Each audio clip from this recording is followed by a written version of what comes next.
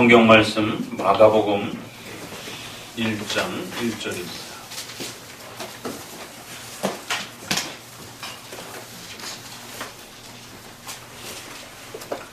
마가복음 1장 1절 제가 합니다. 하나님의 아들 예수 그리스도의 복음의 시작이라. 이번 주부터는 새롭게 복음서로 이제 우리가 돌아와서 마가복음을 시작으로 해서 요한복음까지 또 살펴보는 시간을 갖도록 하겠습니다. 마태복음과 요한복음은 예전에 아주 초기에 이렇게 또 소개를 했었었는데 마가복음과 누가복음은 그 사이에 또 빠져 있습니다. 그래서 전체를 저희가 마치고 다시 한번 마가복음과 누가복음을 추가적으로 소개하고, 또 복음서에 있어서는 요한복음이 가지고 있는 위치와 또 성격이 매우 중요하기 때문에 요한복음을 한 번 더 성도들에게 소개하는 시간을 갖도록 하겠습니다. 이 네 성경이라고 하는, 소위 말해서 우리가 공감복음이라고도 하고 또 요한복음과 합쳐서 네 복음서라고 하는 신약의 첫 장면을 펼쳐 또 열어 보여주는 이 복음서는 아주 쉬우면서도 또 우리에게 많은 의미들을 남겨주고 있습니다.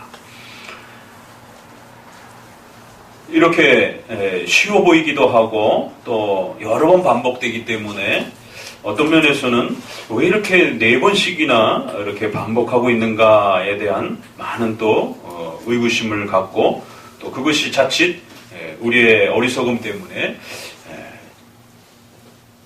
겹쳐서 자꾸 읽다 보니까 좀 지루해하는 그러한 감을 또 느끼기도 하고, 그래서 이제 머리가 좋은 성도님들은 비슷한 부분은 그냥 빨리 대충 이렇게 또 넘어가시면서 이렇게 아는 이야기니까 휙 넘어가면서 또 이렇게 사복음서를 아주 신속하게 이렇게 읽어내시려고 하시는 또 모습들이 있기도 합니다.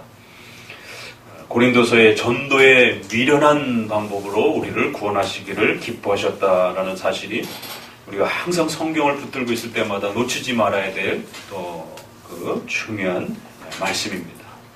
어떤 성경은 우리가 보기에 좀 답답해 보이는 부분도 있고, 어떤 성경은 너무 어려워서 접근하기가 힘든 부분도 있고, 또 반대로 이 사복음서 같은 경우는 너무 쉬운데 또 쉬운 거를 왜 이렇게 많이 반복하는가라고 느낄 정도로 또 가벼워 보이기도 또 하기도 하고, 또 어떤 성경은 내용을 알 수조차도 없을 정도로 너무 짧아서 그냥 한 장 정도로 이렇게 되어 있는 것도 또 그냥 도대체 무슨 이야기를 하려고 하는 것인가 하고 그냥 휙 지나갈 수도 있는 내용도 있고요. 또 이사야처럼 60장이 넘는 어마어마한 분량을 통해서 그 방대한 내용들을 또 쫓아가다 보면 중간에 길을 잊어버리고 도대체 이사야가 뭘 말하는 것인가 라고 또 이렇게 한참 또 헤매기도 합니다. 이처럼 우리가 성경을 들고 있을 때 늘 느끼는 것은 각각 다양한 성경의 그 모습들 때문에 우리가 또 혹시라도 당황스러워하고 또 어려움을 느끼기도 합니다. 그러나 거기에는 각각의 이유가 있음을 꼭 명심하셔야 됩니다. 우리가 보기에 미련하고 어리석어 보이고 또 더뎌 보이는 것처럼 그렇게 보여진다 할지라도 바로 그렇게 미련해 보이고 또 느려 보이는 그러한 전도의 미련한 방식으로, 그랬을 때 여기에 이 전도라는 말은 복음을 종이를 들고 나가서 복음을 전하는 그런 단순한 의미가 아니라 하나님의 말씀을 의미하는 것이, 바로 하나님의 말씀을 설교하고 그 말씀을 가르치고 그 말씀을 깨우치고 소개하는 방식을 통해서 하나님은 자신을 드러내신다는. 자, 그러면 이 사복음서는 왜 이렇게 같은 내용을 네 번이나 반복하고 있는가에 대해서 우리가 좀 먼저 한번 고민거리를 던져보아야 됩니다. 그건 어떻게 보면 간단하고 아주 또 쉽게 대답할 수 있습니다. 기억하기 좋으라고 그렇게 반복하는 것입니다. 우리의 연약함과 무지함과 어리석음 때문에 들어도 자꾸 잊어버리는 것입니다. 그래서 성경은 아주 중요한 부분을 따로 분리시켜 놓고 그것을 여러 번에 걸쳐서 반복적으로 그렇게 우리에게 전달하는 그런 내용들이 있습니다. 특별히 구약에도 보게 되면은 십계명을 중심으로 해서 율법의 토대인 이러한 중요한 원칙들은 출애굽기 20장 이후에도 나오고 있고요. 또 레위기 후반부에도 또 거의 같은 방식으로 반복이 되고 있고요. 신명기는 말 그대로 율법을 또 풀어헤친 내용이에요. 율법을 새롭게 설명한다. 그래서 신명기인 것입니다. 새로운 율법의 설명이다. 이런 표현의 요약입니다. 1장부터 마지막 전체가 십계명 율법에 대한 이런 전반적인 설명입니다.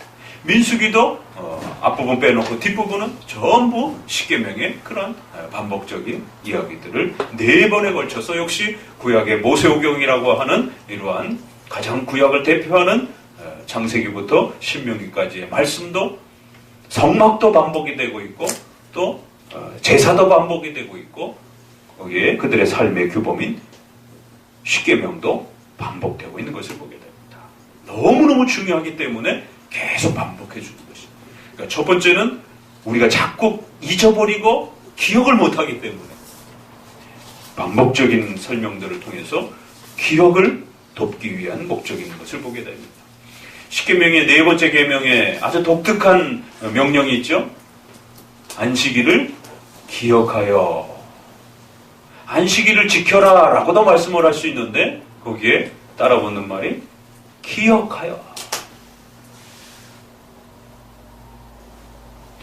원래의 그 히브리어의 문장 본말은 안식일을 기억하여라 라고 이렇게 되어 있어요. 지키기 위해서. 말이 거꾸로 이렇게 되어 있습니다. 또 어떤 문장은 기억하여 지키라 라고도 이렇게 또 되어 있고. 기억한다라는 문제가 왜 그렇게 중요한지에 대해서 당부하면서 너희가 자꾸 잊어버린다라는 것이 하나님의 이 소중한 뜻을 너무 쉽게 잊어버린다. 그러니까 첫 번째는 그런 이유가 있는 것이고 두 번째는 예수 그리스도를 믿고 받아들이는 것이 구원의 본질이요 복음의 핵심이요 초점입니다. 성경 전체를 통하여 우리의 구원과 관련하여 가장 중요한 복음은 예수님이 누구신가? 그 예수님을 여러분 어떻게 이해하고 받아들이실 것인가? 안 받아들일 것인가? 그러면 도대체 예수님은 누구신가? 예수님의 어떤 것을 우리가 받아들여야 되는가? 예수님은 키가 얼마고 예수님은 주로 어떤 옷을 입고 다녔고 예수님의 얼굴 색깔은 피부 색깔은 어떻고 이러한 것들을 아는 것이 중요한 것이 아니라 예수님은 도대체 누구신가? 그 예수님을 바르게 알기 위한 그 핵심 내용이 과연 무엇인가? 우리가 구원받기에 충분하고 또 핵심적인 예수님에 대한 그 내용은 도대체 무엇인가? 이걸 모르면 구원에 있어서 근본적인 문제가 해결되지 않는 것이죠.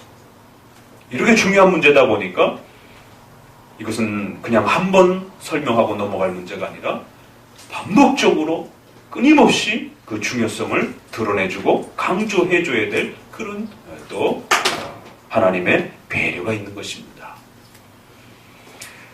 특별히 마태라고 하는 한쪽에서만 설명하는 것이 아니라 4번에 걸친 다양한 그러한 방식으로 예수님을 내 제자가 예수님을 바라보면서 그 예수님의 각각의 독특하고 놀랍고 귀한 모습들을 여러 방면으로 그렇게 예수님을 소개하면서 예수님이 누구신가에 대한 더욱 풍성함들을 우리에게 그렇게 맛보게 해주려고 하는 것을 보게 됩니다. 절대로 앞에서 마태복음에서 읽었던 구절이라고 해서 마가복음에 오셔가지고 그냥 휙휙휙 넘어가시면 안 됩니다. 그래서 앞으로는 각각의 그 복음서가 가지고 있는 어떤 부분은 토시 하나 안 틀리고 모든 구절들이 또 겹쳐가서 소개되어지는 부분도 있어요. 그럴 땐 그게 굉장히 중요하기 때문에 내 성경 모두가 동일하게 그 구절을 반복해 주는 겁니다. 또 어떨 때는 이쪽에서 설명하지만 이쪽에서 설명이 없는 그런 구절들도 있고 사건들도 있고 관심을 가지고 있다 보면 그런 부분들을 향해 또 갈 수가 있습니다. 그러나 관심이 없는 상태에서 읽게 되면 이게 앞에 그 대충 있었던 내용 아닌가? 이거 뭐 비슷한 내용 같은데? 이러면서도 그냥 쉽게 넘어갈 수가 있는 것입니다.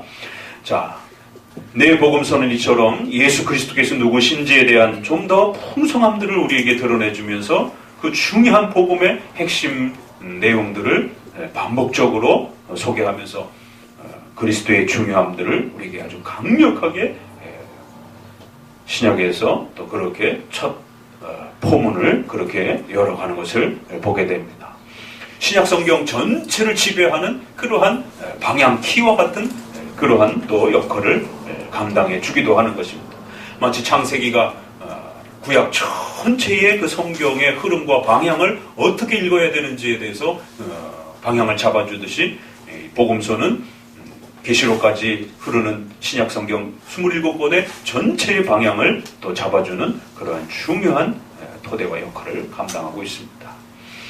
자, 이렇게 중요한 이 네 복음서를 이제 우리가 좀 더 깊이 있게 들어가기 위해서는 특별히 우리 장로교회 입장에서, 우리 개혁교회 입장에서 그럼 이 네 복음서를 어떻게 공부해왔고 어떻게 또 배워왔는가에 대해서 또 살펴보셔야 됩니다.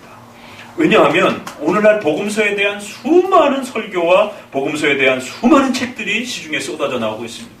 유튜브만 열어봐도 수많은 복음서들의 각 교파들마다 각 교단들마다 쏟아져 나오는 수많은 복음서의 이야기들이 있고 또 엄청난 양의 그러한 또 책들이 있습니다. 그런데 문제는 장로교 입장에서 소개하는 복음서의 설교와 책들이 아주 드물다라는 데 문제가 있습니다. 10%, 5%도 안 될 것입니다. 목사님, 일반 교단에서 설명하는 복음서의 설명과 장로교에서 설명하는 설명이 다른가요? 다른 교단들도 다 예수님 복음서를 설명하면서 예수님 설명하는 거 아닌가요? 겉으로는 비슷해 보이고 표현은 비슷해 보이지만 그 결론을 향해 가는 방향이 다르고 결론이 다릅니다. 자, 그럼 이제 우리가 복음서를 먼저 배워가기 위해서 오늘은 마가복음 첫 소절을 먼저 여러분에게 소개하면서 다른 복음서들과 비교해가면서 이 복음서를 어떻게 우리가 배워가야 될지에 대한 그 서론적인 이야기를 먼저 좀 말씀드리도록 합니다. 첫 번째는 조심해야 되고 주의해야 될 이 복음서 접근 방법에 대해서 좀 먼저 주의하셔야 됩니다. 말씀드린 것처럼 잘못된 방식으로 우리 장로교가 지난 2000년 동안 가르쳐온 방식이 아닌 전혀 낯선 방식으로 오늘날 장로교를 소개하는 이런 복음서를 소개하는 이런 형태들은 어떤 것인가? 몇 가지로 나눠볼 수 있는데요. 대략 한 4가지로 소개를 드릴 수 있습니다. 가장 대표적인 것은 이 복음서를 성경으로 믿지 않는 소위 말해서 자유주의자들이라고 말합니다. 자기 마음대로 믿겠다라는 거예요. 우리는 성경은 하나님의 말씀이다라고 하는 강력한 이 영감론이라고 하는 신적인 말씀이다라고 하는 이 신적 권위를 우리는 존중하면서 인정하면서 그것을 전제로 하면서 성경을 읽고 배워가는 것이. 그러나 자유주의자들은 그렇게 절대적인 어떤 기준을 세워놓고 읽지 말고 성경은 여러 가지 이야기들이 섞여 있는 그러한 고대 근동의 이야기들의 그러한 집합인 것처럼 그렇게 읽을 수도 있다라는 거예요. 굳이 꼭 하나님의 말씀이라고만 이렇게 먼저 전제를 하고 읽지 말자라는 것이. 그걸 우리가 소위 자유주의라는 거예요. 자기 마음대로 읽겠다라는 거예요. 그러니까 이 사람들은 하나님의 말씀으로 읽는 것이 아니라 성경의 이 네 복음서는 예수님이라고 하는 이 분을 소개하는 다양한 이야기들이라고 생각을 해요. 그러니까 예수님을 인정을 합니다. 신을 인정하는 게 아니라 예수님이 인간이라는 걸 인정합니다. 세계 4대 성인 중에 한 분으로서 윤리적인 선생님이요, 훌륭한 도덕가요, 리더요, 훌륭한 철학자요, 훌륭한 교사로서 훌륭한 본받아야 될 그런 인물로서 성각자로서 그렇게 예수님을 인정하기는 합니다. 그러나 신으로는 인정하지 않는 것입니다. 그러다 보니까 소크라테스라든가 또 여러 서양의 유명한 위인들이라든가 이런 사람들의 글처럼 이 예수님에 대한 위인전기식으로 복음서를 읽는 것이. 그러다 보니까 이 복음서에서 소개되어지는 다양한 그 내용들을 주로 각각의 마태가 예수님을 어떻게 생각했을까? 마가는 예수님을 어떻게 생각했을까? 누가는 예수님을 어떻게 생각했을까? 각자가 그 예수님을 훌륭한 선생님으로 바라볼 때에 다양한 그러한 각각의 저자들이 가지고 있는 자기 생각과 아이디어를 가지고 그렇게 예수님을 소개해갔다는 것입니다. 조금 비슷한 것 같은데도 완전히 다릅니다. 그래서 이제 우리가 시중에 나가서 여러분이 인터넷에서 이렇게 자료를 찾아보게 되면 마가의 신학, 마가의 이야기 이런 글자가 이렇게 책 제목에 이렇게 탁 적혀 있으면 일단 경계하고 보셔야 됩니다. 우리가 즐겨 쓰는 용어들이 아닙니다. 우리는 마가 복음이라고 표현을 하지 마가의 이야기라고 표현하지 않습니다. 마가의 개인적인 어떤 그러한 그 관점을 모아놓은 어떤 그의 신학적인 의견이라고 생각하지 않는 것이에요.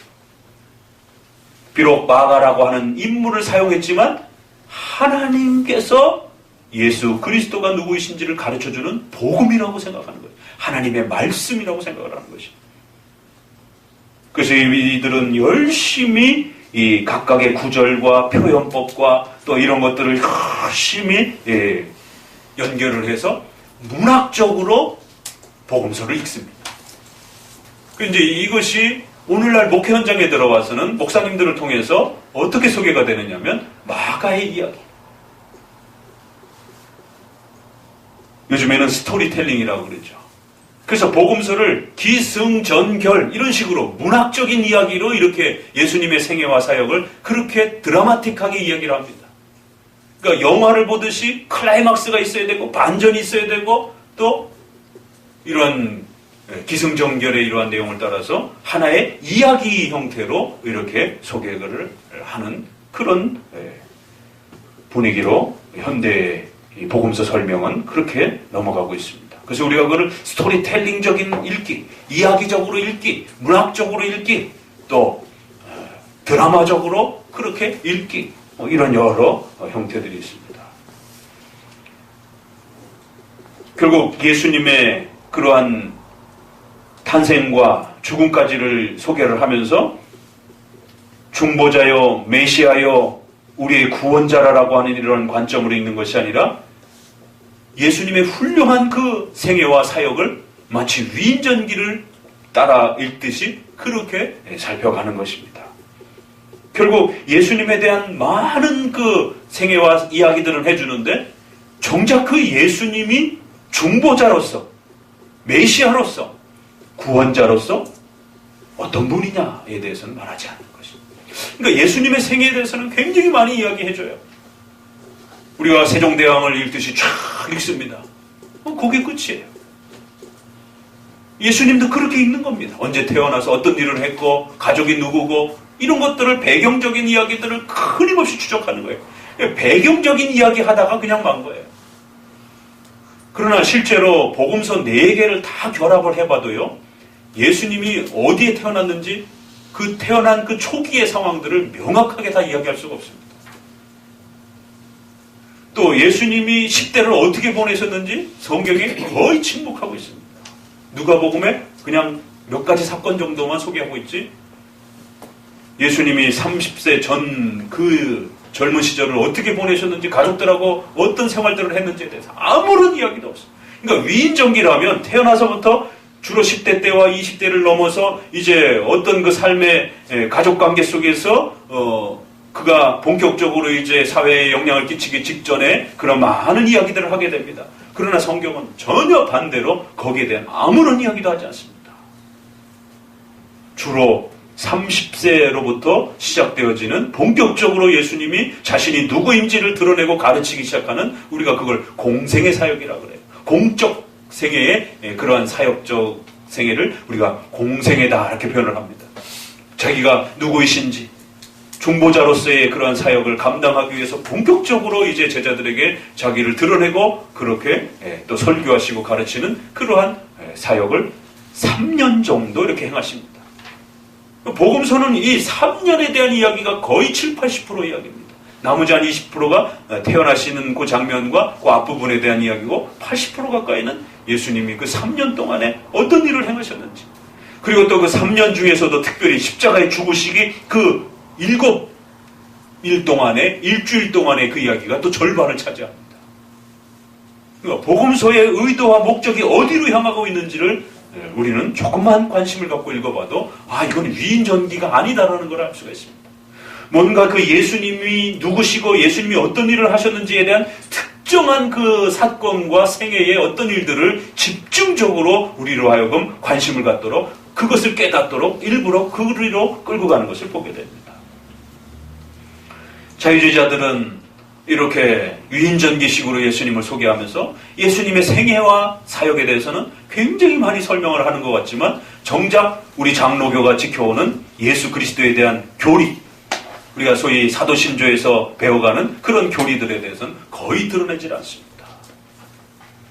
이제 이런 예수님의 생애를 위인전기식으로 문학적으로 소개를 하려고 하다 보니까 마태복음과 마가복음이 각각 복음서가 가지고 있는 그런 문학적 구조와 특징들을 집중적으로 파헤치는 것이죠.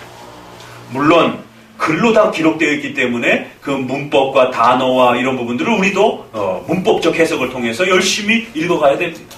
그러나 어떤 에세이라든가 소설처럼 너무 지나치게 그 작가가 구성하고 있는 그런 문학적인 어떤 스킬이라든가 이런 표현법에 지나치게 몰입해서는 안 되는 것입니다. 바로 이러한 것의 가장 대표적인 그러한 실수가 마가복음과 이 각각의 복음서를 문학적 구조 속에서 그 특징을 어떻게 잡아야 될 것이냐라고 하면서 결론을 내린 최근에 이제 이러한 복음서 읽기 운동에 있어서 대표적인 잘못된 운동, 또 자유주의 안에서 나타나고 있는 것이 바로 어느 성경이 먼저냐. 그러니까 우리에게 있어서는 사실 어느 성경이 그렇게 문제이냐는 그렇게 중요하지 않습니다. 이게 2000년 전에 기록되어 있는 것이기 때문에 이것을 정확하게 연도로 추적할 수도 없고, 복음서 각각이 자기의 그 쓰던 그 시간대를 정확하게 기록해 놓았다라면 문제가 안 되지만, 어느 복음서도 몇 년도에 어떤 장소에서 누구에 의해서 소위 문학이라고 하는 것에서 가장 중요한 저자, 시간, 장소, 대상 이런 것에 대해서 거의 침묵하고 있습니다. 우리가 겨우 추적할 뿐이에요. 마태는 조금 더 자기의 그런 어떤 표현이 이렇게 강조되어 있지만, 마가 같은 경우는 자기가 이 마가복음의 저자라고 하는 어떤 뚜렷한 어떤 표현도 없습니다. 요한복음도 마찬가지. 그냥 사랑하는 자가 썼다라고 뭐 이런 이렇게 둘러서 하는 표현들은 있어도 직접적인 어떤 그 저자의 표현을 잘 드러내질 않습니다. 왜? 그런 거 하나조차도 자칫 마가가 주인공이 될까봐, 요한이 주인공이 될까봐, 요한의 의도와 문학적인 기법이 주인공이 될까봐 철저하게 그런 부분에 대해서 배제하면서 오직 예수 그리스도가 누구신지를 집중적으로 바라보도록 그렇게 배치를 하는 것을 보게 됩니다. 결국 문학 구조에 있어서는 그런 문학의 그러한 구성과 형식이 중요하기 때문에 이 네 복음서가 비슷하다 보니까 어느 게 가장 먼저 썼을까가 이제 집중적으로 이야기거리가 되면서 결국 마가복음이 가장 먼저 기록됐다. 그래서 마가복음 우선설 이런 이야기들을 목사님이나 신학자가 이렇게 자꾸 이야기하고 그거를 강조한다? 그럼 일단 조심해서 들으셔야 됩니다. 왜냐하면 복음서를 바라보는 관점이 장로교적 관점과 자유주의적 관점이 근본적으로 다른데, 이걸 막 섞어서 표현하고 쓰게 되면 자유주의의 어떤 그러한 표현법들을, 또 내용들을 일부 장로교 목회자들이 가지고 와서 표현을 하게 되는 거죠. 우리도 성경 기록에 대한 시간들을 이야기할 수 있어요. 그러나 우리는 추정할 뿐이지, 또 어떤 신학자는 마태복음, 마가복음 지금의 이 순서가 거의 이렇게 시간적 순서라고 또 신약학자들도 많이 주장하는 분들도 있어요. 그렇지만 또 어떤 분들은 대략적으로 마가복음이 먼저 기록이 되어 있고, 그 다음에 마태와 누가가 그 다음이고, 사도행전이 따라붙고, 그리고 마지막에 요한복음으로서 이렇게 구성을 하기도 합니다. 왜냐하면 누가가 누가복음과 사도행전을 썼기 때문에. 그러니까 마태를 먼저 놓기도 하고 마가를 먼저 놓기도 하고, 우리 안에도 시간을 정할 때 그런 어떤 또 설명이 차이가 나타나기는 합니다. 통일되어 있지는 않아요. 그러나 그건 그렇게 중요한 게 아니에요. 그러나 이쪽 자유주의 쪽에서는 어느 복음서가 가장 먼저 기록되어 있느냐가 굉장히 중요합니다. 왜? 그 복음서가 먼저 나왔고 마태와 누가복음은 그것을 베껴 썼다라고 이야기를 하기 때문에. 그러면 100개 쓴 게 가치가 있습니까? 원본이 가치가 있습니까? 결국 그 우선 어느 시간을 자꾸 따지고 어느 복음서가 더 우선이냐를 자꾸 이야기하는 거에는 결국 이 네 복음서의 가치를 훼손하는 쪽으로 방향이 결론이 나게 돼 있습니다. 어떤 문서든지 원본이 중요한 것이지 100개 쓴 건 그렇게 중요한 게 아닌 겁니다. 그러다 보니까 마가복음을 복음서에 가장 큰 비중이 있는 것으로 두고 나머지 복음서들은 100개 쓴 걸로 평가를 하면서 그 100개 쓴 부분에 대해서 뭔가 추가가 되고 변형된 부분에 대해서는 아주 그 가치를 훼손하고 의미가 없는 것처럼 그렇게 끊어내버리는 이런 문제가 발생이 됩니다. 마가복음은 마가가 바라보면서 예수 그리스도가 누구신지를 설명하기 위한 그런 방향이 있는 거고, 마태는 마태의 또 그런 방향이 있는 것이 어느 한 부분도 서로 훼손할 수 있는 게 아닙니다. 4명의 저자를 하나님은 공동히 세우셔서 그 모든 저자들이 풍성하게 그리스도를 드러낼 수 있도록 그렇게 배려해 주신 것입니다. 자, 그 다음에는 세 번째로는 자유주의가 두 가지 입장이 있었고, 그 다음에 세 번째로는 기독론 중심으로 복음서를 읽는 것을 상당히 조심하셔야 됩니다. 예수님 중심으로 복음서 읽기. 목사님 그건 맞는 거 아닌가요? 아니, 성경은 온통 예수님 이야기인데, 복음서는 더더구나 온통 예수님 이야기인데, 아니 예수님 중심으로 복음서를 읽지 말라라니요. 예수님이 중심이 되어 있는 건 맞습니다. 예수님의 생애와 사역을 소개하는 것이 복음서입니다. 그러면 결론적으로 그러면 복음서를 통해서 우리가 예수님만 믿는 거냔 말이에요. 여기 문제가 되는 겁니다. 우리 기독교 신앙은 삼위일체를 믿는 신앙이에요. 이제 이것을 관심을 가지고 여러분 복음서를 다시 읽어보세요. 그러면 예수님이 끊임없이 하시는 말이 그 말씀 속에 주어를 등장시킵니다. 나는 그냥 내가 하고 싶은 말을 하는 게 아니라 아버지께서 나에게 맡긴 뜻, 아버지께서 말씀하시고자 하시는 뜻, 아버지께서 가르치려고 하는 것, 바로 아버지의 뜻을 나는 너희에게 전해주러 온 것이다. 성부의 그 뜻과 성부의 계획에 대해서 끊임없이 이야기합니다.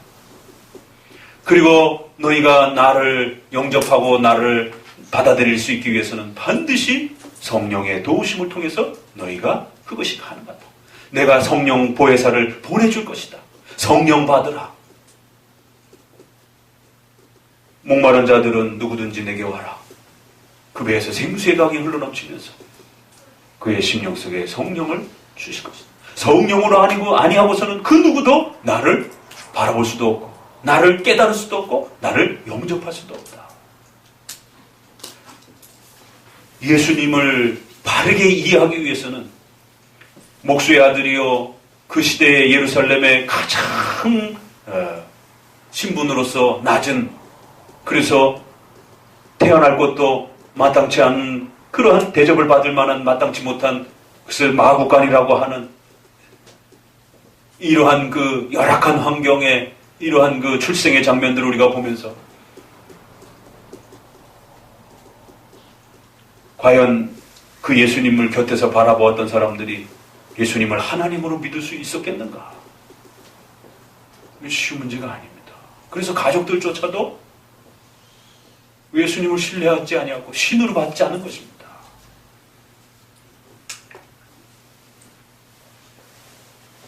성령 하나님께서 도와주시지 아니하고서는 자기들 눈앞에 보잘것 없고 아무런 존경할 만한 것도 없이 가장 낮고 천하 보이는 그러한 30대의 그러한 청년을 신이라라고 떠받들 수 있겠는가? 성령 하나님의 은혜가 아닌 것은 불가능한 것입니다. 그러니까 복음서를 읽을 때는 우리가 삼위일체 하나님을 배워가기 위해서 복음서를 접하는 것이지 예수님만 배우기 위해서 복음서를 읽는 게 아닙니다. 그런데 이제 오늘날 수많은 설교와 이 책들을 보게 되면 복음서를 설명하면서 온통 예수님 이야기예요. 그 유명한 그 이야기가 있습니다. 그 상당히 좀 신학적으로 위험한, 그래서 한국교회에서는 이단 시비가 붙어 있고 이단 조사까지 들어가 있는 대표적인 윤석전 목사라고 하는 분이 계시는데, 거기를 전도사 때 어떤 친구들이 갔다 오더니만 어마어마한 은혜를 받고 돌아왔다고 그러면서 가자라고 막 그러는 거죠. 그래서 왜 도대체 어떻게 설교를 하길래? 맨날 교회에서 윤리적이고 착하게 살아야 복 받는다라고 하는 이런 기복주의와 신비주의만 맨날 듣다가 거기를 갔더니만 6시간, 5시간을 설교를 하는데 온통 예수님 이야기만 하더라는 것이. 그러면서 너무너무 은혜를 받았다라는 것이. 이게 참 맞는 말 같은데 거기에 함정이 있는 것이. 그러니까 복음서는 예수님의 생애와 사역을 통해서 아버지가 누구신지 또 성령 하나님이 누구이신지를 우리에게 삼위일체 하나님이 누구신지를 가르쳐주는 하나님의 계시의 말씀이라는 사실을 명심하셔야 됩니다. 왜 우리가 신비주의자들, 오순절 계통의 이런 신비주의적인 그러한 그 교회 운동에 대해서 위험을 경고합니까? 지나치게 성령 중심적인 것이에요. 유대인들이 왜 문제가 됩니까? 성부 하나님만을 강조하는 것이에요. 예수님을 신성 모독죄로 죽인 겁니다. 여전히 그들은 아직도 메시아가 와야 된다라고 그렇게 생각하는 거예요. 왜? 성부 하나님만 믿기 때문에. 자유주의자들이 왜 문제가 됩니까? 그들은 예수님만 강조하는 거예요. 인간인 예수님만. 그렇기 때문에 예수님만 지나치게 강조하는 것은 자칫 잘못하면 자유주의의 위인전기로도 빠질 수가 있고 또 삼위일체에 있어서 또 두 위격이 파괴가 되고 한 위격만 강조가 되는 그러한 지나친 또 편중 현상이 일어날 수 있다는 것입니다. 기독론 중심으로 예수님 복음서를 읽는 것도 조심하셔야 돼요. 비록 예수님이 전면에 드러나지만 항상 결론은 삼위일체 하나님을 골고루 배워가고 이해하는 방식으로 복음서를 접근하셔야 됩니다. 마지막으로 최근에 많은 인기를 끌고 있습니다. 성경신학적 방식으로 복음서를 읽는 것이. 이제 이 성경신학이라고 하는 단어가 좀 어려운 단어지만 이제 워낙 많이 반복드렸잖아요. 예수 그리스도를 중심으로 해서 인간의 구원만 강조하는 방식을 성경신학적이다라고 이렇게 표현을 합니다. 창세기부터 계시록 전체를 우리 인간의 개인의 구원과 인간의 구속에 대해서만 초점을 맞추고 읽는 것이에요. 이런 성경 읽기는 예수님도 중요치 않아요. 하나님도 중요치 않아요. 결국 내가 어떻게 구원받을 것인가? 내가 죄로부터 어떻게 해방되어 어떻게 평안함을 누리고 어떻게 그 죄로부터 구원의 이 축복을 누리게 될 것인가? 그걸 우리가 소위 말해서 구속사적 읽기라고도 하고 또 구원 중심의 읽기라고도 하고 이거를 신학적으로 표현할 때는 성경신학적 읽기라고도 해요. 이런 거를 추종하는 그런 그 분파와 또 운동들을 성경신학자들이라고 이렇게 표현을 합니다. 그러니까 예수님을 통해서 우리가 구원받는 게 중요합니다. 그래서 성경은 분명히 구원에 대한 이야기가 있어요. 그러나 그것만 강조하면 안 된다는 거죠. 성경은 창조의 이야기도 있는 거예요. 그래서 우리는 복음서를 섭리사적으로 읽는다 이렇게 표현을 합니다. 하나님의 작정과 뜻을 펼쳐가는 그래야 하나님의 창조와 인간의 구원 전체를 포괄해서 하나님의 우주의 시작과 우주의 종말을 전체를 통하여 하나님 홀로 영광 받으시기 위한 거대한 창조의 계획과 인간의 구원에 대한 계획 전체를 통해서 하나님의 뜻을 성취하시는 그러한 섭리사적인 그러한 방식으로 읽는 것이. 그 하나님의 통치와 섭리는 교회만을 다스리고 통치하는 게 아니잖아요. 국가와 사회와 불신자들의 세계 속에도 여전히 하나님의 지배하심과 통치와 하나님의 뜻 속에서 그 모든 인류 세계 역사가 시작하기도 하고 또 높아지기도 하고 또 그렇게 흘러가는 것입니다. 여러분의 가정, 직장, 사회, 국가, 문화, 성도들의 삶에 대한 문제들을 복음서를 통해서도 배우셔야 되는 겁니다. 복음서를 통해서 온통 구원 이야기만 해요. 아까는 삼위일체와 관련해서 온통 예수님 이야기만 하는 것도 잘못됐지만 거꾸로 반대로 복음서를 소개하면서 온통 우리의 구원에 대해서만 이야기를 해요. 우리의 삶에 대해서는 이야기를 안 한단 말이에요. 성도들의 생활 문제에 대해서. 복음서를 읽으면서 여러분 국가에 대해서 이야기할 수 있나요? 예, 국가에 대해서 이야기할 수 있죠. 지난번 우리가 탄핵 사건과 관련된 국가적으로 심각한 이런 어려움들을 겪을 때에 우리가 복음서를 통해서 그러면 크리스천들은 어떤 국가관과 어떤 사회관을 가지고 있어야 되는가? 가이사의 것은 가이사에게, 하나님의 것은 하나님의 것이다라고 하는 이 말씀이 도대체 무엇인가? 오늘날 또 세금 문제가 이렇게 아주 시끄럽잖아요? 그랬을 때에 복음서에서 그럼 우리가 이런 국가 사회와 관련된 교회의 이러한 그 또 경제적인 문제들을 우리가 이야기할 수 있는가? 근데 놀랍게 성경에는 세금 내는 문제에 대해서 아주 심각하게 예수님이 도전을 받습니다. 그게 가이사의 것은 가이사에게, 그 얘기가 거기 나오는 거예요. 그러니까 예수님이 오해를 불러일으키지 않기 위해서 제자들에게 저 개울가로 가가지고 고기 한 마리 잡아와라. 그럼 그 고기의 입속에 세금을 낼 만한 돈이 있을 것이다. 그럼 반은 내고 반은 너희들 여비를 써라. 참 기가 막힌 그런 드라마틱한 그런 이야기가 세금과 관련해서 소개가 됩니다. 복음서를 읽으면서도 여러분 창조에 대한 이런 수많은 우리의 국가와 사회와 삶에 대한 생활에 대한 이야기들도 배워가야 되는 것이지 온통 구속에 대한 이야기와 구원에 대한 이야기로만 결론을 내려서는 안 된다는 거죠. 근데 최근에 이렇게 성경신학이라고 하는 그러한 운동을 일으키는 많은 목회자와 신학자들이 전통적인 7대 교리를 중심으로 해서 조직신학 중심으로 교리 중심으로 복음서를 읽는 것이 아니라 성경 그 자체를 읽으면서 온통 인간의 구원에만 포커스를 맞춰가지고 읽는 것이, 이거를 구속사적 읽기, 구원 중심적 읽기라고 이렇게 표현을 합니다. 자, 이것을 그러면 이제 우리가 거꾸로 이제 하나씩 반대를 하면서 보게 되면, 첫 번째는 자유주의와 관련해서 우리는 문학적인 책으로 읽는 게 아니라 하나님의 말씀으로 읽는 것이, 전능하신 하나님이 누구신지를 우리에게 가르쳐주는, 앞서서 말씀드린 것처럼 하나님의 숨결로, 그렇게 하나님의 직접적인 역사로 우리에게 남겨주신 하나님의 기록된 말씀으로, 계시로서 이 성경을 우리는 접하고 대하고 그렇게 또 배워가는 것입니다.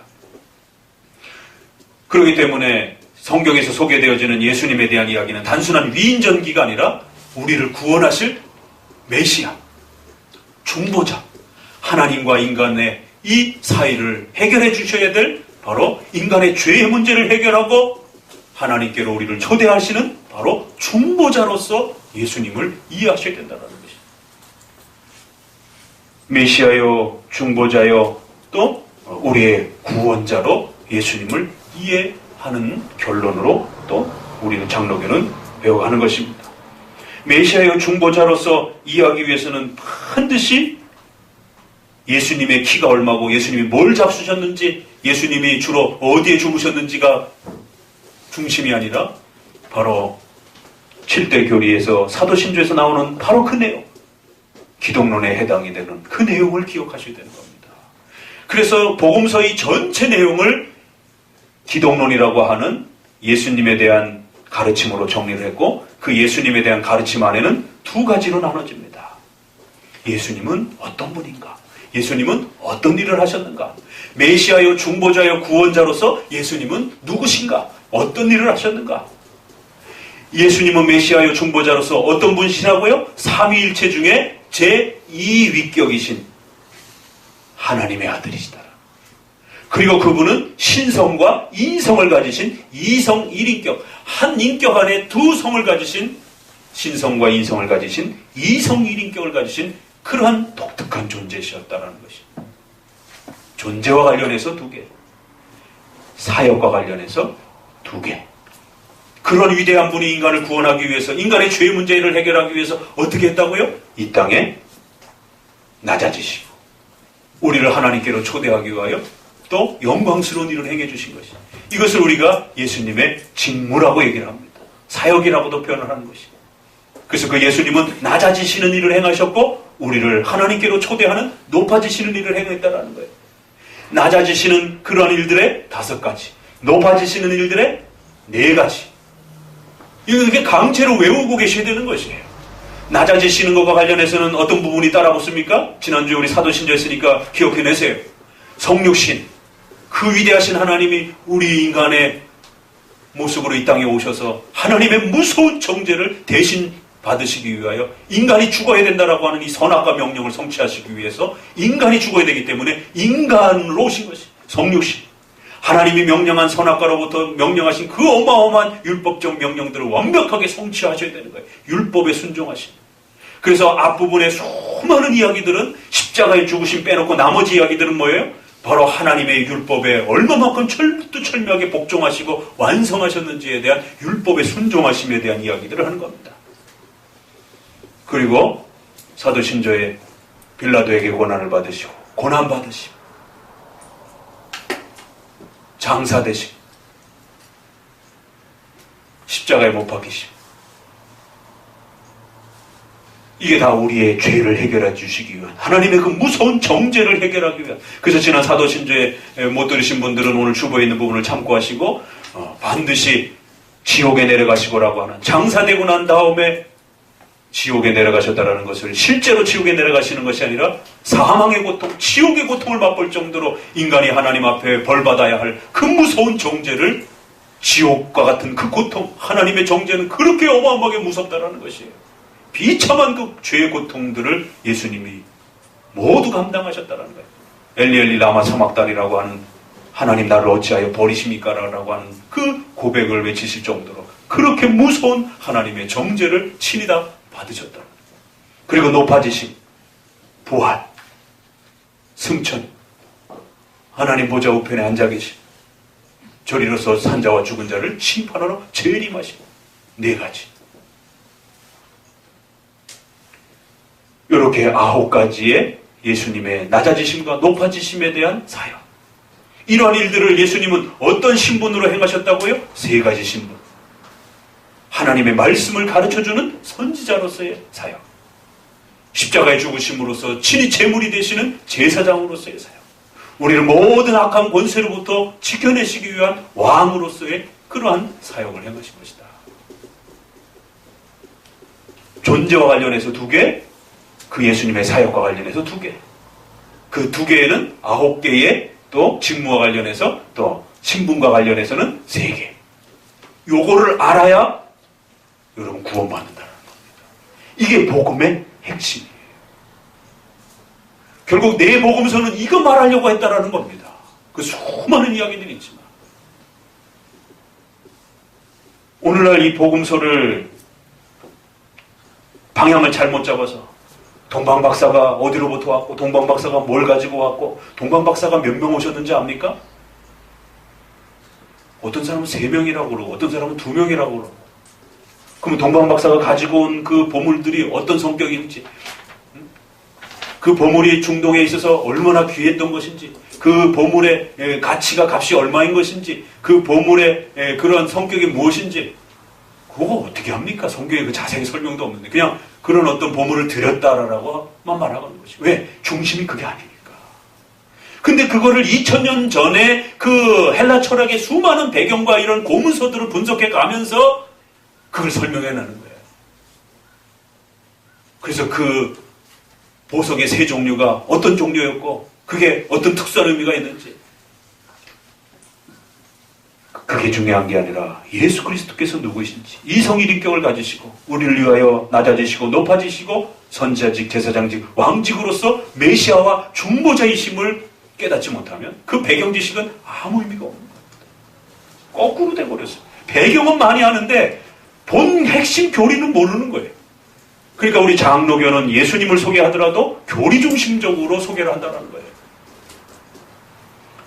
삼위일체 중심에서도 아까 말씀드린 것처럼 기독론 중심이 아니고 삼위일체 중심이고, 또 구원 중심이 아니라 창조와 구원 전체를 펼쳐가면서 하나님의 통치와 섭리 역사 전체를 소개하는 것입니다.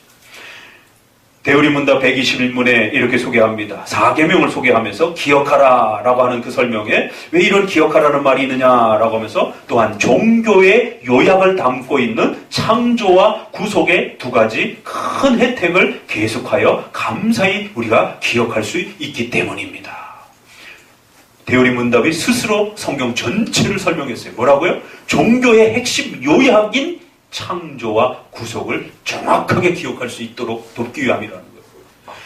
성경 계시 전체는 무엇으로 요약될 수 있다고요? 하나는 창조의 이야기와 하나는 인간의 구원에 대한 이야기, 이 2가지로 구성이 된다는 거예요. 그래서 기독교 강요도 창조주 하나님, 구원주 하나님, 이렇게 시작하는 겁니다. 이게 우리 장로교회가 전통적으로 이해해왔던 복음서의 방향인 것입니다. 자, 이제 마지막으로 4 복음서의 비교 정도만 오늘 소개하고 마무리를 합니다. 자, 그러면 마태복음은 주로 어떤 관점을 좀 더 많이 강조를 할까요? 마태복음은 1장을 펴보세요. 1장 1절을 같이 읽어봅니다.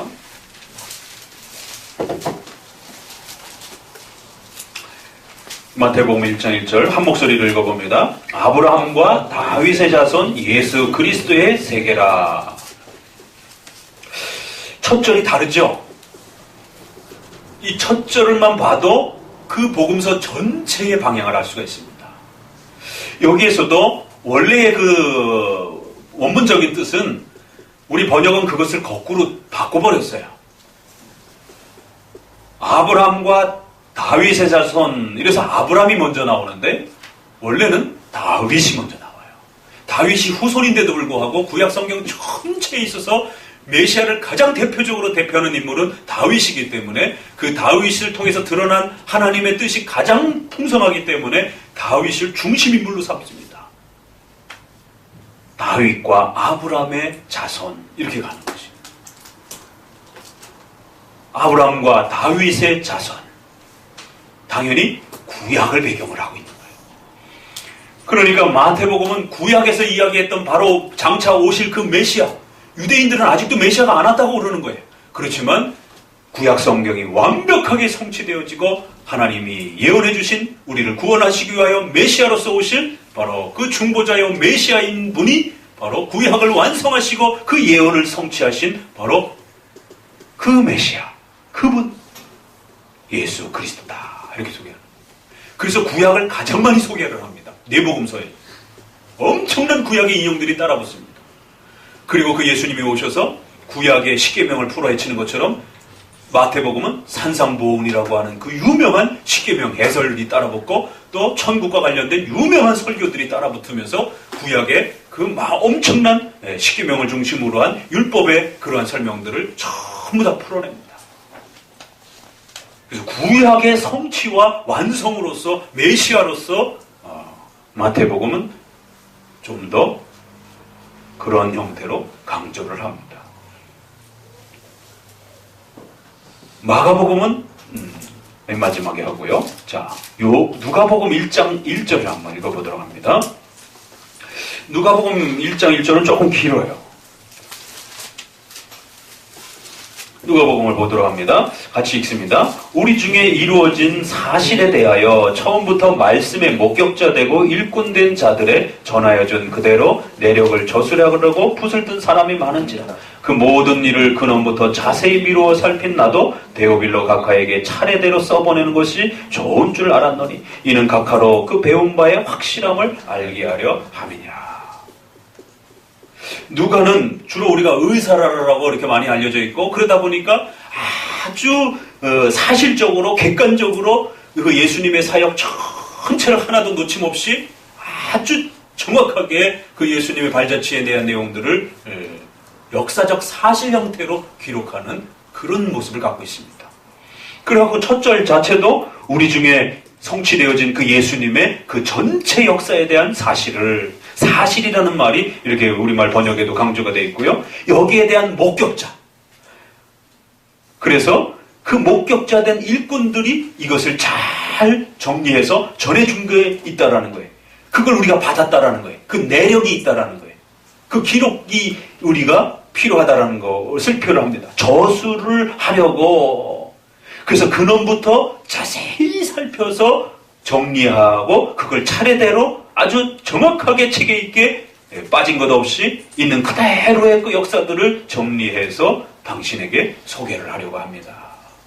그러니까 예수님의 역사성에 대한, 그러다 보니까 예수님의 인성에 대한 부분이 좀 더 많이 성육신하시면서부터 죽으심에까지의 그 예수님의 발자취를 추적하면서 예수님이 어떻게 중보자로서 메시아로서 특별히 그분의 인성의 그러한 활동과 내용에 있어서 아주 집중적으로 쫓아갑니다. 자, 요한복음을 보도록 합니다. 요한복음 1장은 또 전혀 다른 장면이 소개가 됩니다. 1장 1절 같이 읽어봅니다. 태초에 말씀이 계시니라. 이 말씀이 하나님과 함께 계셨으니 이 말씀은 곧 하나님이시니라.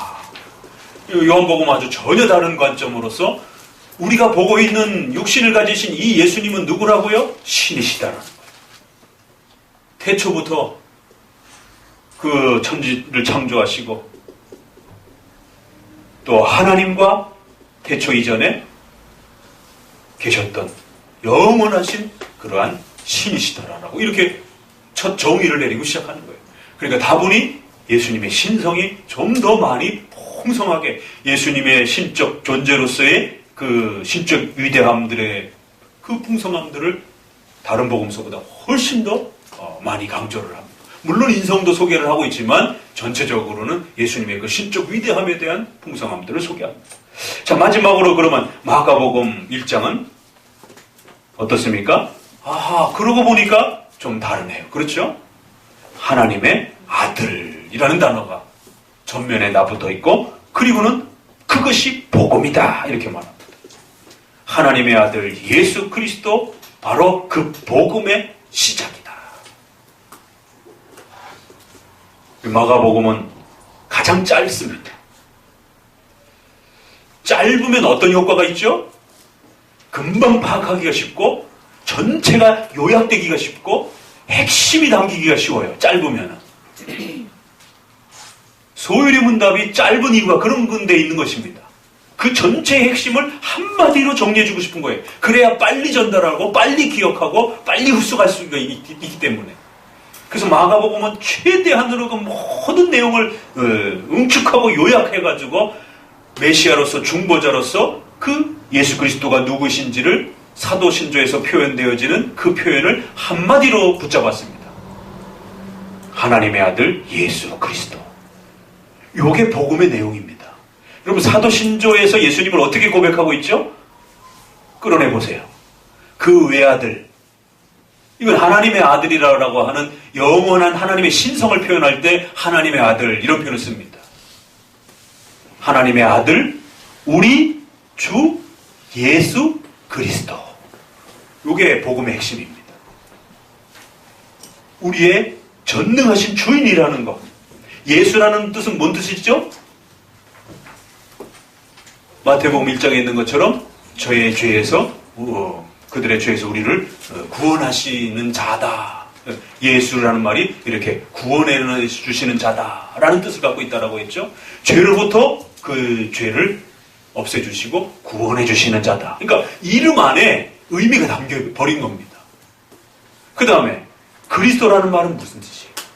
이게 구약의 히브리어의 메시아라는 그 구약 히브리어를 헬라어로 번역을 했을 때 그리스도라고 이렇게 헬라 발음으로 옮겨준 겁니다. 기름 부음 받은 자. 예수님이 중보자로서 우리의 구원을 위하여 3가지 직분의 기름 부음을 받으셨습니다. 어떤 직분을 가지셨다고요? 선지자직, 제사장직, 왕직의 구별되이 기름 부음을 받은 것입니다. 그러니까 기름 부음 받다 그런 것은 메시아다라는 뜻이에요. 구약에서는. 그것을 제사장을 할 때도 그렇게 기름 부어준 거고, 또 선지자를 세울 때도 기름 부어줘서 특별하게 구별된 그러한 임무를 가진 자다라는 것을 구별했고, 그거를 자연적으로 메시아라는 표현으로 이렇게 쓴 것이고, 그 메시아가 신약으로 와서 그리스도라는 말로 표현된 겁니다. 우리를 구원할 중보자다라는 뜻이에요. 그러니까 예수님과 그리스도라는 말은 조금 더 인성과 관련돼서 중보자와 메시아로서의 표현인 거고, 하나님의 아들, 그러면 신성을 대변하는 그러한 표현으로서 메시아와 중보자를 대변하는 가장 중요한 사도신조의, 또 우리 교리에 있어서 장로교 교리의 핵심 단어들입니다. 이게.